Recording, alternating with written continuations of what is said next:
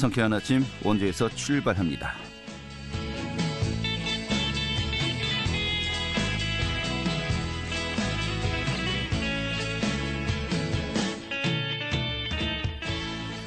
안녕하십니까. 5월 12일 목요일 아침 인사드리겠습니다. 상쾌한 아침 원주에서 출발합니다. 진행의 한태호입니다. 자, 오늘도 좀 때이른 더위가 찾아오겠습니다. 원주 지역 한낮 기온 24도로 웃돌겠고요. 이 낮 동안 좀 어제보다 덥겠습니다. 이 주말에 좀 맑고 따뜻한 봄날씨가 이어지겠다고 하는군요. 참고하시기 바랍니다. 자, 6.1 지방선거 오늘부터 후보자 등록이 시작되는데요. 이제 정말 본격적인 이 선거운동이 시작될 것으로 예상이 되고 있습니다. 자, 오늘은요, 강원도지사 국민의힘 후보로 확정되었죠. 이 김진태 예비후보 오늘 전화 연결해서요, 이야기 듣는 시간 준비하겠습니다. 또 원주시 치매안심센터의 사업 내용도 오늘 또 전해드리도록 하죠. 5월 10일 목요일 상쾌한 아침 원주에서 출발하겠습니다.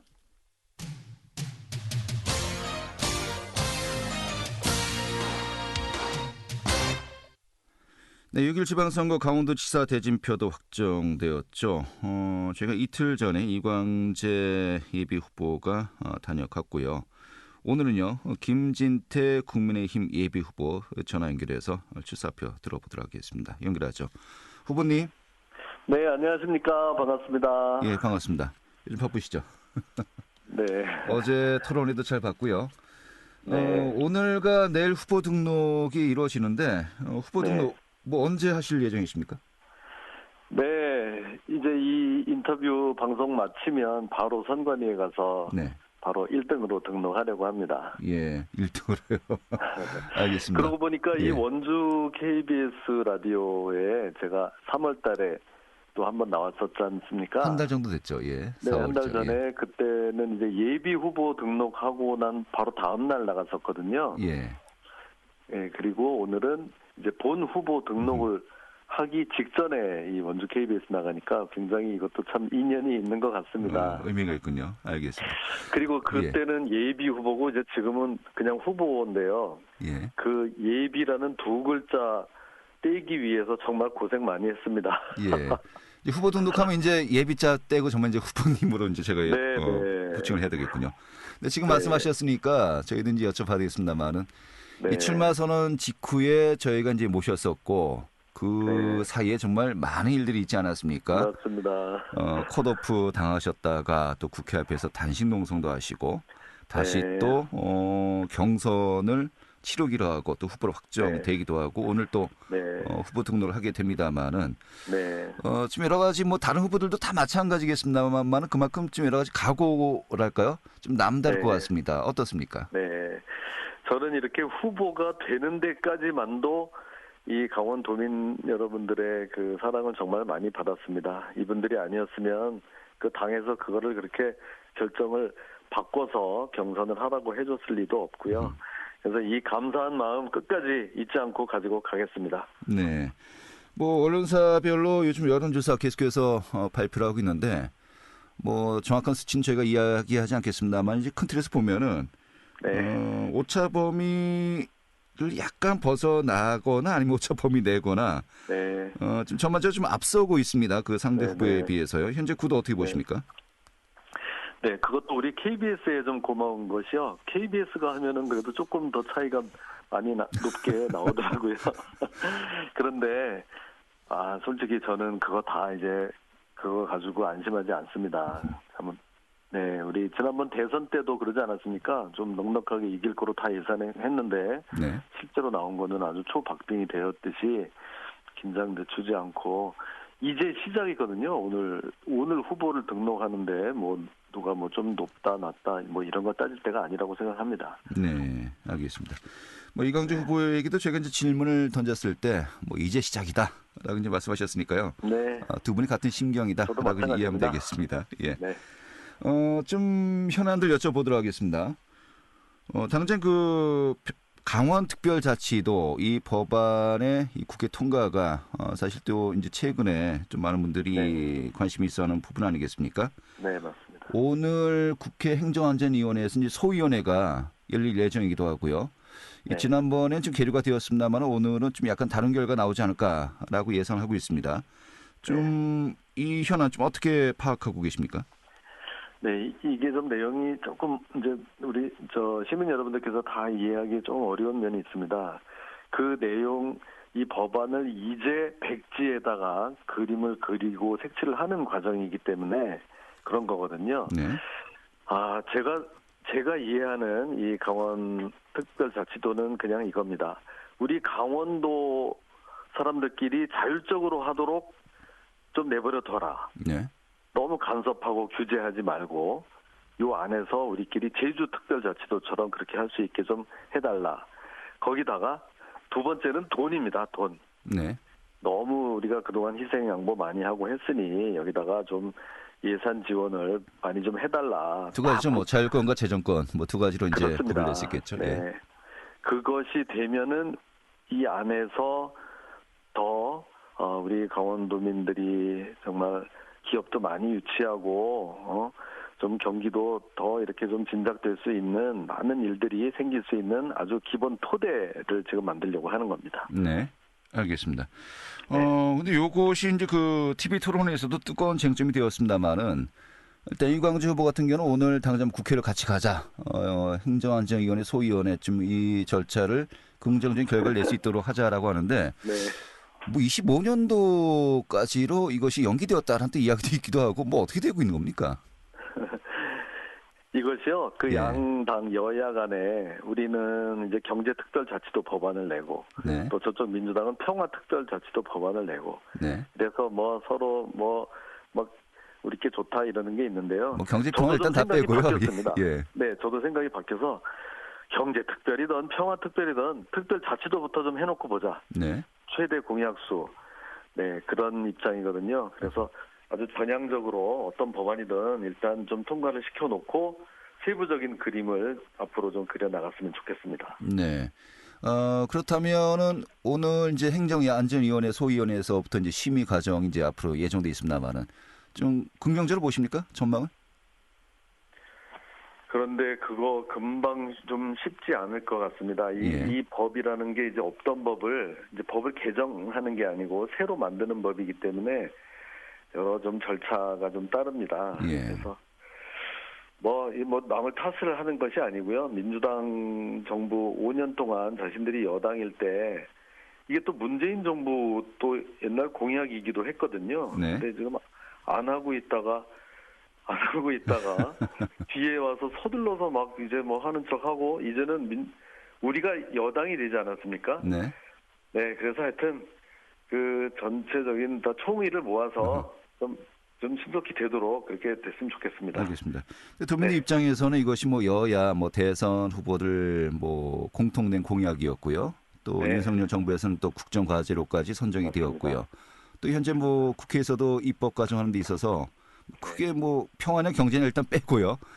강원도를 특별자치도로 만들겠다라고 하는 데에는 크게 의견차가 없는 것으로 알고 있기 때문에 또 이제 그 제주라든지 세종시와 같은 어떤 그 사례도 있었기 때문에 뭐 준용을 하면 또 되지 않겠냐라는 또 시각도 있습니다만은 이게 좀 더 고민이 필요한 과정이라고 보십니까? 네, 다른 거는 그렇게 큰 문제가 없는데요. 네. 그 행정부의 견제가 좀 이제 걱정이 됩니다. 네. 왜냐하면 이거 대한민국에 17개 시도가 있는데 강원도에만 굉장한 특혜를 주는 법안이 있지 않습니까? 네. 그러니까 이 문재인 바로 지난주까지 이 법안 심사를 할 때 문재인 정부의 행정부 뭐 행정자치분이 뭐 무슨 산업자원분이 기재분이 이런 데서 다 반대를 했던 겁니다. 네. 거기 그런 식으로 막 세금도 막 깎아주고 막 그 여러 가지 보조금, 교부금 막 주고 이러면 곤란하다. 뭐 이런 식으로 반대 의견을 많이 냈던 거라서 이제 바뀐 우리 윤석열 정부의 행정부의 아주 전향적인 이 태도 변화 이런 것들이 지금 필요합니다. 알겠습니다. 그런 만큼 이제 여당 후보가 대신 또 우리 그 김유태 후보의 또 의지가 더 중요하지 않을까라는 또 생각이 들기도 하는군요. 네, 맞습니다. 예, 알겠습니다. 좀 지역 공약 살펴보도록 하겠습니다. 영서 남부권 이 원주를 비롯한 영서 남부권 공약을 보면은 일단 원주와 직접적인 것이 삼성전자의 반도체 공장 유치 이것을 네. 제시하셨고요. 그리고 네. 보훈병원을 유치하겠다. 네. 이 두 가지는 제가 참 찾아볼 수 있었는데 그 네. 외에 영서 남북권과 관련된 직접적인 공약 좀 어떤 것들이 있습니까?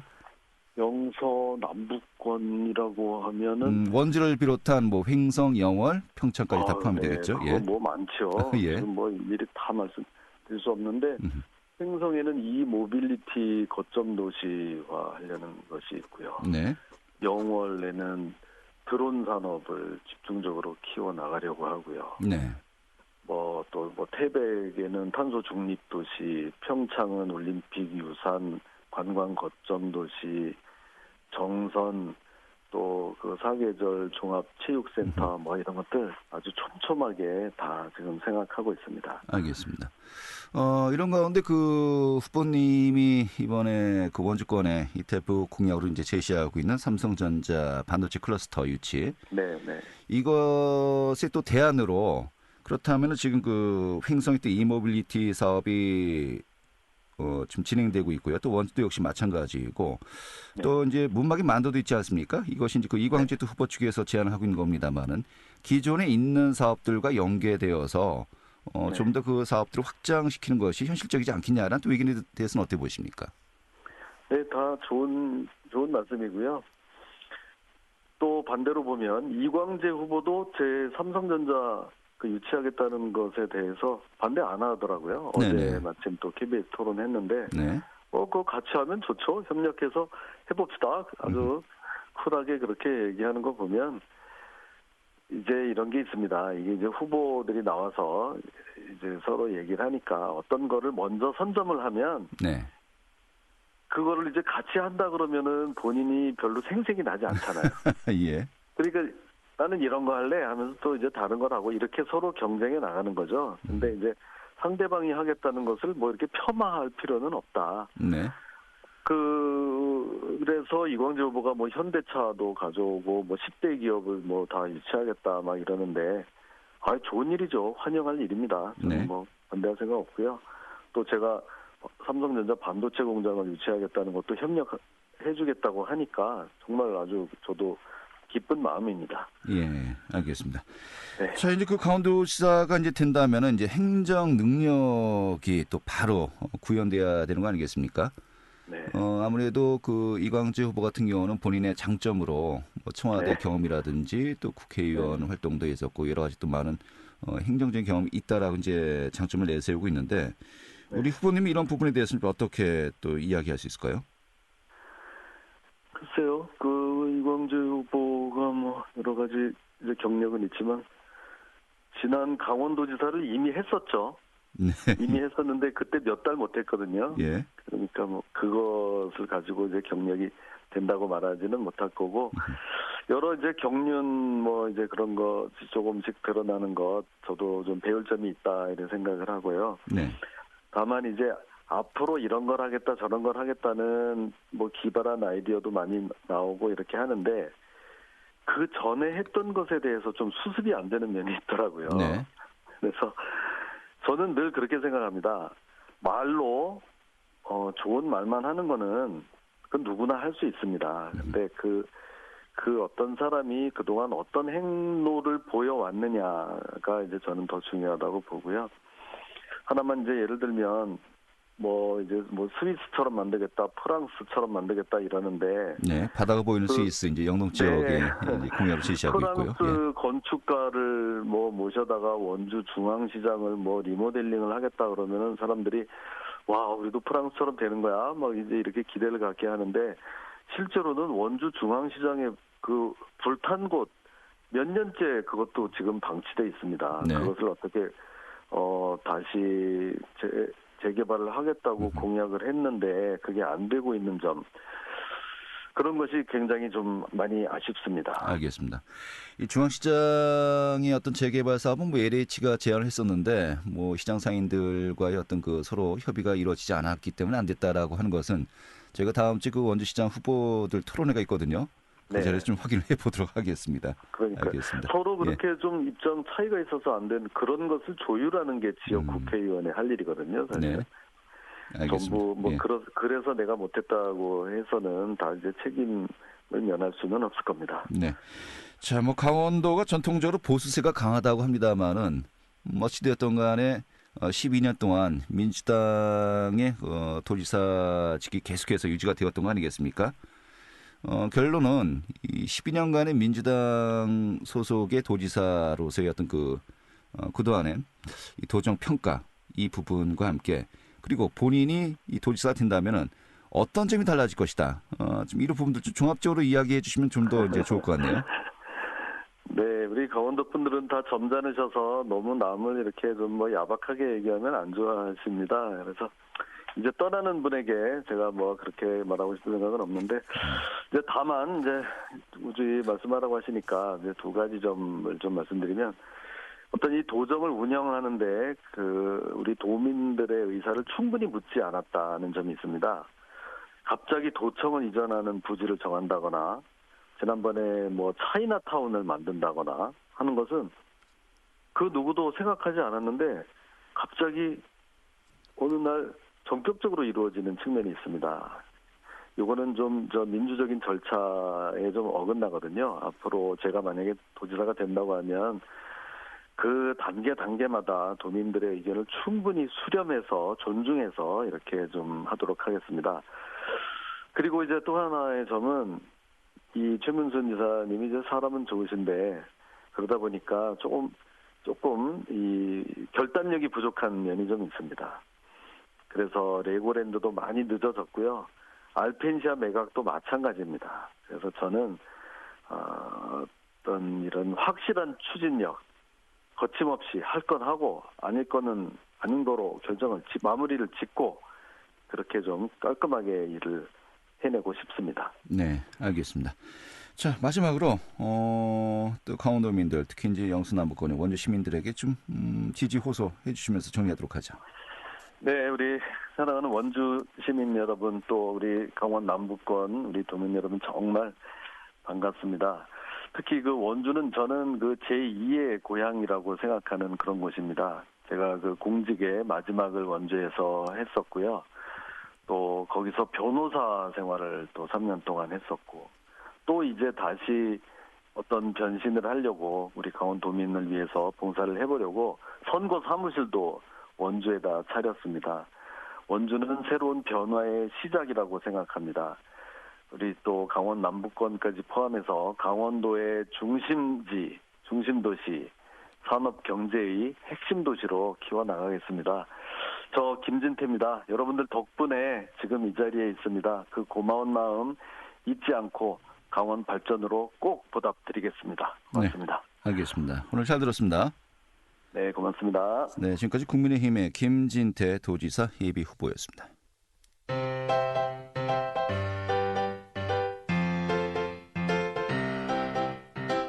KBS 원주방송국이 유튜브 다시 듣기 서비스를 실시합니다. 매일 아침 강원 영서남부권의 뉴스와 정보를 전해드리는 상쾌한 아침 원주에서 출발합니다는 KBS 원주라디오 유튜브 채널을 통해 다시 들을 수 있습니다.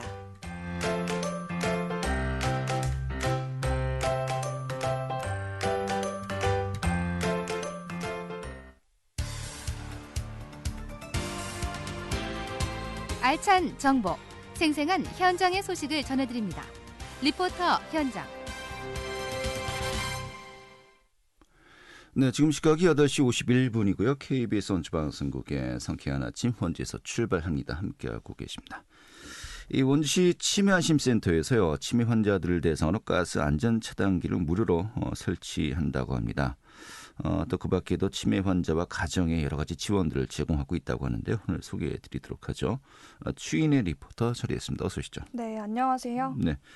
자, 치매안심센터가 이 환자들을 대상으로 가스 안전 차단기를 무료로 설치한다는 것인데 좀 어떤 사업인지 설명해 주시죠. 네, 원주시는 치매 안심센터에 등록된 치매 환자 가구 중에 선착순으로 신청을 받아서 치매 환자 가정에 가스 안전 차단기를 무료로 설치합니다. 치매 환자는 일반인보다 기억이나 인지력이 떨어지기 때문에 가스레인지 취급 부주의로 냄비를 태우는 경우가 많은데요. 이러한 부주의로 화재 사고가 많이 발생할 우려가 있어서 이를 미연에 방지하고자 가스 안전 차단기를 보급하고 있습니다. 가스 안전 차단기 설치 사업은 강원도 광역치매센터와 한국가스안전공사의 협력 사업인데요. 지난 5월 3일부터 오는 20일까지 대상 가구를 선착순으로 모집 중입니다. 대상 가정이 최종 선정되면 한국가스안전공사에서 선정한 방문 설치 업체가 6월에서 7월 사이 가정을 방문해서 순차적으로 설치할 예정입니다. 가스 안전 차단기를 설치한 후에는 1년간 무료로 무상 수리를 해준다고 합니다. 무상 수리가 필요한 가정은 방문 설치 업체로 전화해 수리를 받을 수 있습니다. 네, 이 사업 신청을 하기 위해서는 이 치매 환자로 먼저 또 등록이 이루어져야 된다고요? 네, 그렇습니다. 이번 가스 안전 차단기 무상 설치 사업의 원주 배정 가구는 79가정인데요. 현재까지 40여 가정이 신청했습니다. 이외에도 원주시 치매 안심센터가 제공하는 여러 가지 치매 관리 서비스 지원을 받으려면 센터에 먼저 등록을 해야 합니다. 원주의 60세 이상 추정 치매 환자 수는 6,100여 명 정도인데요. 치매 안심센터에 등록된 환자는 아직 절반이 채 되지 않습니다. 치매 환자로 진단받았지만 아직 원주시 치매 안심센터에 등록하지 않으셨다면 등록하시고 많은 혜택 챙기시기 바랍니다. 네, 그렇군요. 자, 그런데 이 치매 환자가 계신 가정에서는 뭐 가스 사고 외에도 좀 여러 가지 그 사고 발생 가능성이 좀 더 높지 않을까 싶은데 환자 또 환자 보호자가 주의해야 될 점들 좀 어떤 것들이 있을까요? 네, 치매 환자 가정에서 발생하는 주요 사건 사고로는 거동 불편으로 인한 낙상 사고나 약물 오남용, 치매 환자나 보호자의 돌봄 부담으로 인한 우울감 심화, 식품 관리 소홀로 인한 배탈과 설사, 배회로 인한 실종 등 수많은 사건 사고가 있습니다. 치매 안심센터에 따르면 치매 보호자가 치매 환자를 돌보다 보면 시간이 없다거나 지쳐서 혹은 치매병을 앓고 있는 가족이 있는데 사소한 불편을 호소하기 미안해서 자신의 건강을 등한시하는 경우가 많다고 합니다. 치매 환자를 돌보는 일은 장기간 건강한 정신력과 체력을 필요로 하기 때문에 주부영자의 건강은 곧 치매 환자의 건강과도 직결되는데요. 치매 환자와 본인, 주부영자 자신의 건강을 챙기는 걸 미안해하지 말고 두 사람의 건강이 달린 일인 만큼 적극적으로 건강 관리를 해야 합니다. 원주시 치매 안심센터는 치매 환자와 가족들에게 상담과 맞춤형 사례 관리를 비롯한 다양한 사업을 운영하는데요. 치매 조기 검진 사업도 진행하고 있습니다. 네, 그렇군요. 치매 안심센터 또 이 밖에도 또 어떤 사업들을 운영하는지 또 시민들이 어떻게 이용하면 좋을지 좀 전반적으로 좀 소개 좀 해주시죠. 네, 원주시 치매 안심센터는 이달 중순부터 30인 이상 경로당 이용 어르신을 대상으로 찾아가는 치매 예방 교육 프로그램을 운영합니다. 6월에는 치매 환자와 돌봄 부담으로 고생하는 치매 가족을 위한 야외 치유 프로그램도 준비 중입니다. 60세 이상 모든 시민은 2년에 한 번씩 정기적으로 치매 조기 검진을 받으면서 치매 예방 관리를 하는 게 중요한데요. 치매 안심센터 적극적으로 이용해 도움 받으시면 좋겠습니다. 네, 알겠습니다. 오늘 잘 들었습니다. 네, 감사합니다. 네, 취인의 리포터였습니다.